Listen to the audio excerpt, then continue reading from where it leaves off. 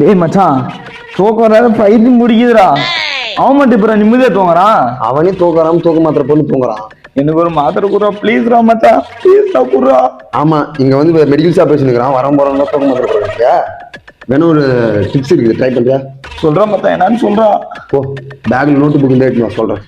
இது என்ன இது?